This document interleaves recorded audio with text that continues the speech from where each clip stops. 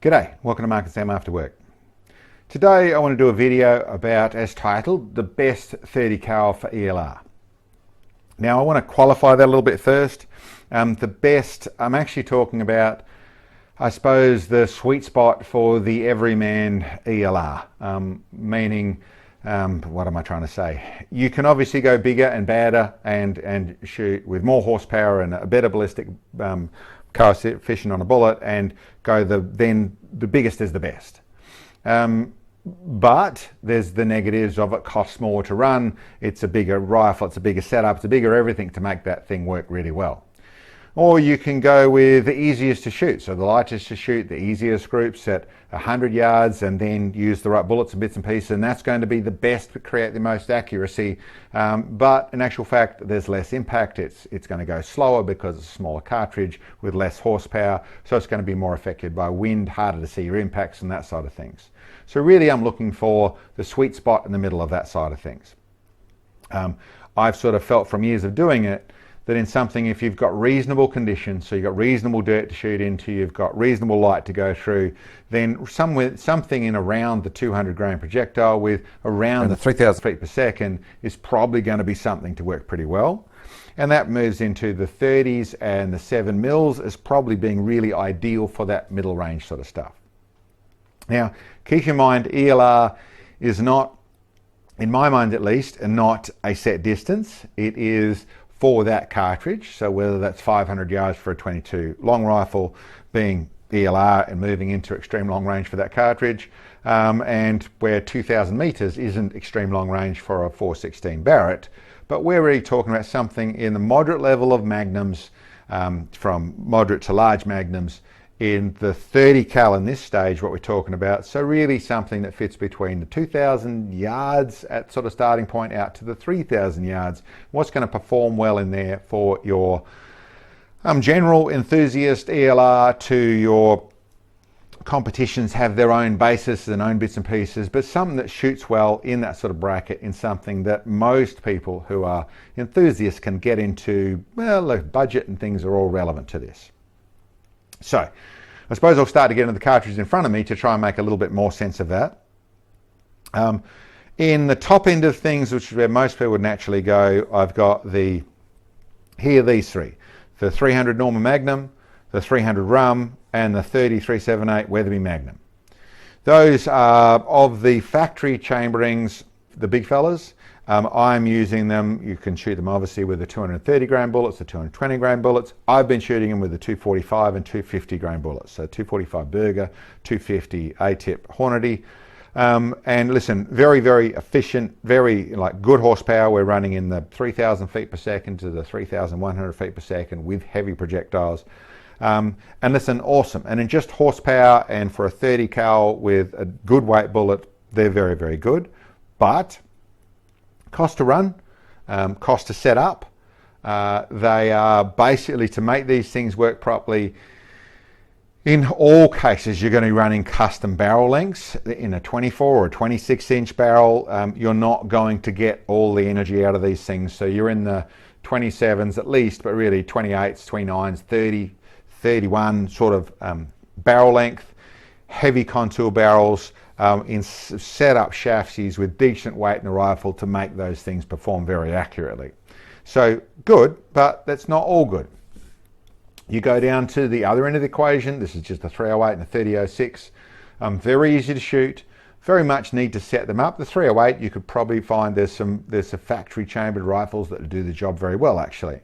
The 3006, not so much, but in the chamber side of things, and without too much work, just putting a barrel in to those sort of configurations, doing a bit of hand loading in something that's easy to shoot, they're nice, they're pretty gentle to shoot, and a properly set up rifle.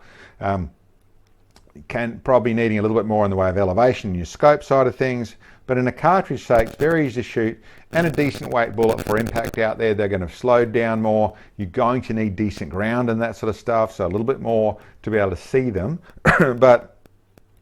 and probably a little bit to the extreme side of things there, but still able to get a certain amount of that, but you're certainly pushing the boundaries and coming more into ultra long range to get into that 2,000 meters to 3,000 sort of neck of the woods.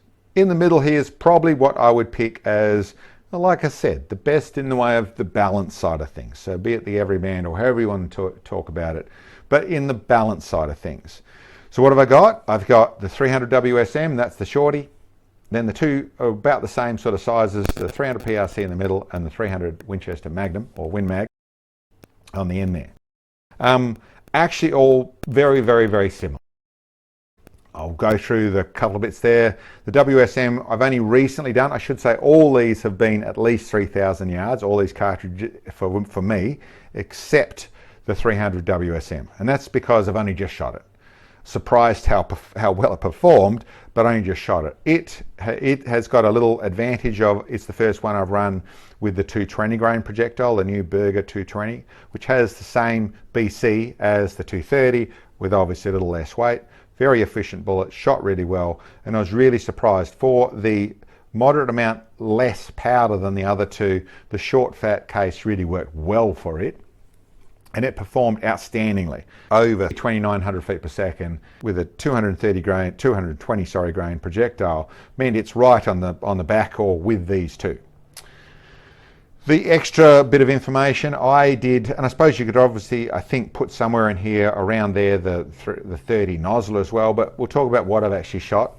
Those two there, I did a test in the middle of the year, or a while ago, a bit over a year ago now, which had both the 300 Win Mag and the 300 PRC and doing a bit of comparison.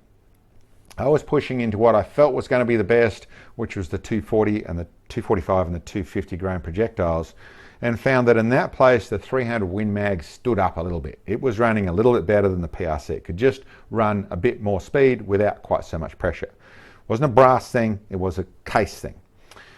But when I actually came to, next time I shot the 300 Win Mag, I was using the 245s, and it was an okay day, it did okay, but I actually stepped back to the 230s, my old load, to test them, and it was only at 3,000 yards, it was only 1.5 or 2 MOA in it. There wasn't much in it. And they performed very, very well. I would go to say a little more consistent. Now that could be the load side of things, but it really, I feel, was talking about pressures and where it was running and really where the cartridge was happier. Which would probably suggest that if I went to the 220, that new 220 grain, and ran them all, they're going to be very, very, very similar to each other.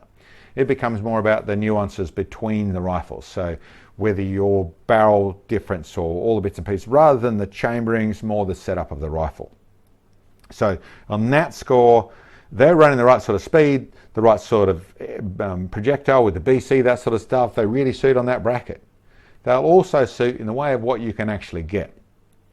Probably if you're buying a rifle off the shelf, it largely isn't the true ELR thing, but I get people want to play that game. Certainly you should be hand loading to get to that place, although you can do anything with all this sort of stuff, but consistency generally comes in that place. But if you're buying off the shelf in the way of a rifle, then the 300 PRC is probably the one that's going to be more likely there. They're newer, the chambering's done for those rifles, those setups are set up for newer rounds, newer ammo, which means that they're going to run roughly the right twist in a decent barrel length and that sort of stuff. You'll find it in both these as well, the WSM and the Win Mag, but more likely to be set up for more hunting rounds and more things that are basically haven't quite got the twist or haven't quite got the barrel length or not quite set up as well. It's not picking on the cartridge, it's much more about what you'll find. But still, not that much to talk about a barrel in an old rifle or even a new rifle. To put a barrel that actually takes it into a dedicated ELR is quite conceivable without huge expense. And it also talks about with the larger ones, you know, the Weatherby and the 300 Norma both needing lapel bolt faces, means the 300 Norma Magnum, yes, you'll find some rifles already set up like that, but in the world of redoing them, taking an old action or taking an action and building something up, you're in the lapel bolt face with those where that puts the rum into stepping up into its place. As said, there's a whole heap more going on with those. Still great cartridges and ultimate in the way of the ultimate or the better performing of the 30 cals in the ELR, then they all wear that crown. better than the middle set. But in the way of for the general guy who wants to do this sort of stuff without huge budgets and bits and pieces, you've got decent speed out of that projectile, you've got a good projectile, you've got a rifle that's going to shoot pretty well. And don't get me wrong, you still need to set it up because you've got a 6.5 Creedmoor that shoots really well. Doesn't mean you can go and get a 300 PRC and it's going to shoot exactly the same. There's still a bit more of you doing the right thing, the rifle doing the right thing, the platform being there, but it's not too far away from it. So I suppose I haven't really got an answer, but what I am saying is in that middle gang there, be it the short action magnums or just the long action magnum, that lot do the job really, really well. And for going out there and learning this and pushing and getting into that, 1.5 mile sort of stuff in the 25, 2700, even 3000, but more in those middle of those 2000s, which still takes a lot of skill. You're more likely to find those areas. Competitions are starting to go down that road as well. I feel with just the King of 2 miles is okay, that is a particular thing, but in the world of really being able to use stuff in area that we've got around the place, that really puts those into an ELR thing, which I think is probably moving into what I would say the best, maybe all-rounder, don't really know how to say the best everyman's ELR cartridge. I really like those. There's other choices in the smaller ones where there's 7mm and obviously you can go, if money's no option, then you can move into the really big and powerful stuff. In the way of the I don't know if you call it ego. There's the horsepower side of ego. There's also you go and show up with a 300 Win Mag and perform against someone with a 375 Shytac and are shooting better or scoring better in that 2,500 yards. There's some ego attached to that side of things as well. But for this moment, that's my thoughts on it. Consider these little fellas here, or these middle fellas here, I should say. They're very, very, very good bang for their buck. They're quite easy to set up into that place and going to do the job very well. Anyway, that's my thoughts on that one for the moment. I hope you enjoyed the video. We'll catch you next time.